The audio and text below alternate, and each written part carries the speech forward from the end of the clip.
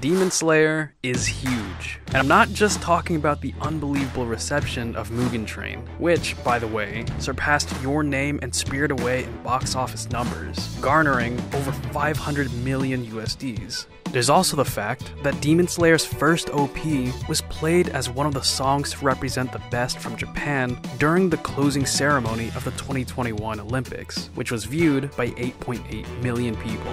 And finally, there's the explosion of products that have come from an animated series that's only been around for 4 years. Yeah, my daily routine is to get up from my Demon Slayer bed to use my Demon Slayer razor, after which I'll get Demon Slayer toast from my Demon Slayer toaster and drink Demon Slayer coffee to get ready for work wearing my Demon Slayer shoes, driving my Demon Slayer car. Truly the morning of champions and kings. It seems to me that there's something about this series that is resonating with people. To me, the best artistic pieces, without exception, are pieces that appeal to both the general public and the more critical academic elite. For example, look at this graph. You can pause the video if you want, but basically, this graph lays out the largest gaps of movie ratings between the general audience and the critics of Rotten Tomatoes. Movies like The Last Jedi are clearly contentious movies because critics rated it 90%, while the general audience rated it 40%. Quite the gap. Ideally, the best type of movie would be one where the movie is highly rated by both the general public and professional critics. A good example for this would be something like, Mugen Train. Yeah, sitting at a whopping 98% by critics and 99% by the general audience, I almost couldn't believe it. It's a clear sign that this series is doing something right all around. And so, what are they doing? What is it about Demon Slayer that's hitting everyone's dopamine receptors? What makes Demon Slayer appeal to so many people?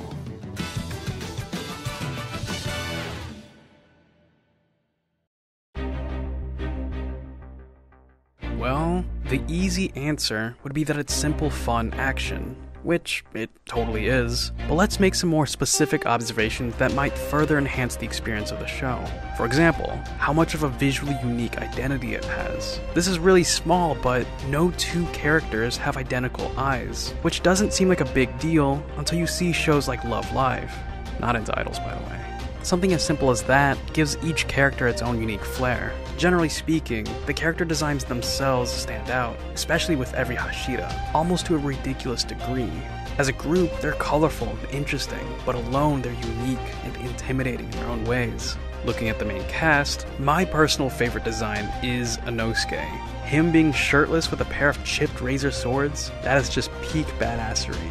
Speaking of swords, the varying elemental sword slashes themselves are visually striking and beautiful. I'm sure it's on purpose, but especially with Tanjiro's breathing forms, the visual effect we see looks like Hokusai's Great Wave if the Great Wave were an epic sword attack. We also see this flair with things like electric, fire, and wind. And speaking of things we see, Demon Slayer's animation makes it seem like budget is merely an afterthought, and this polish isn't just allocated to fights but also simple things. Just listen and watch this moment here.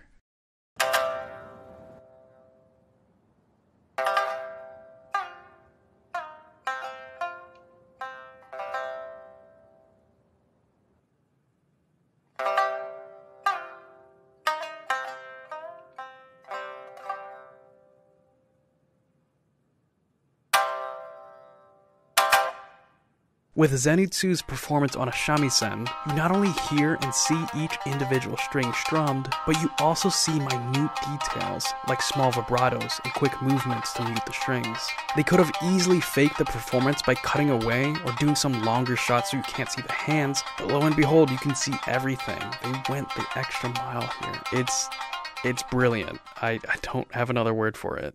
And speaking of brilliant, not enough can be said about the music. Most episodes in this show are supported by this grand cinematic energy that explodes in every fight. On the other side of the coin is this delicate, emotional sweep of sound that just gives me goosebumps.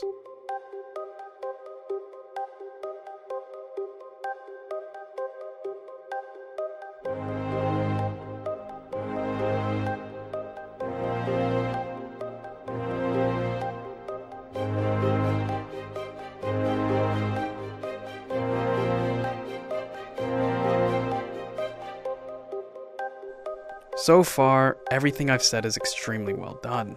There's polish in this show where one wouldn't expect it, and the overarching visuals and sounds are consistently superb. The flashiness of the show easily appeals to the average layman, and there's details for people that actively look for it. Truly, there's something for everyone.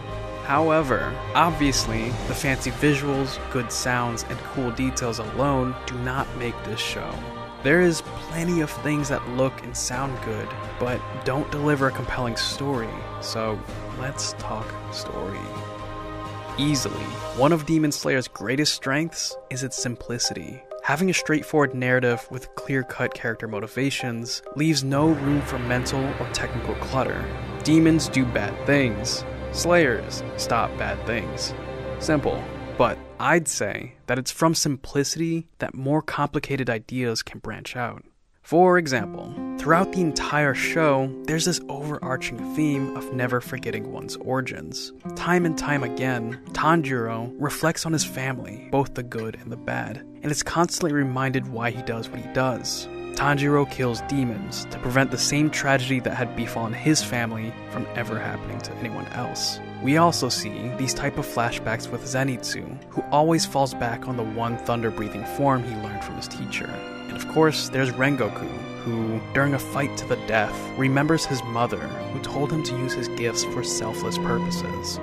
All of these are simple, straightforward, and very shonen moments. But then you start noticing that this theme of not forgetting your origins doesn't apply to just the heroes of Demon Slayer.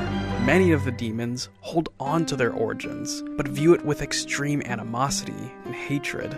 What's terrifying is that the Slayers and the demons actually run parallel to each other. Just as the heroes draw power from their origins, so too do the demons. They see themselves as victims of circumstances, or creatures with nowhere else to turn, and the allure of power as an easy out wins over their humanity. This idea shines the most when Tanjiro compares himself and his sister with Daki and her brother. Their lives were full of poverty and death, with little to no good things happening to them. One thing led to another, and they both became demons. Tanjiro's entire family was killed, and he wasn't there to protect them, and even if he was, he'd be too weak. A few missteps of their own, and Tanjiro and Nezuko could have sought out an easy out for more power.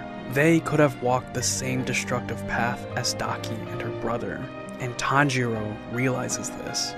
And so, what was once a straightforward generic theme of not forgetting your origins becomes complicated. If I had to take another stab at it, I think the overarching theme of Demon Slayer would sound closer to this. Tragedy can destroy or empower you. Tragedy can corrupt and lead you down a spiral, sometimes leading you to inflict that same hurt onto others until someone stops you.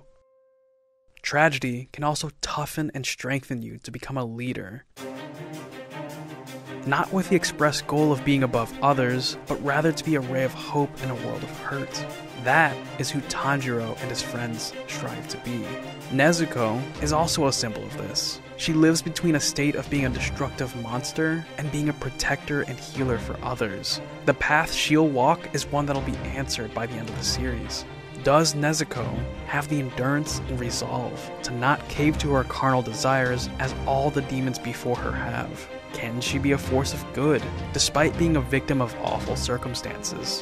Whatever the answer is, because I haven't read the manga, Tanjiro, his friends, and Hashiras are all the people that will bring the demons back to reality from their lives of debauchery, apathy, and selfishness.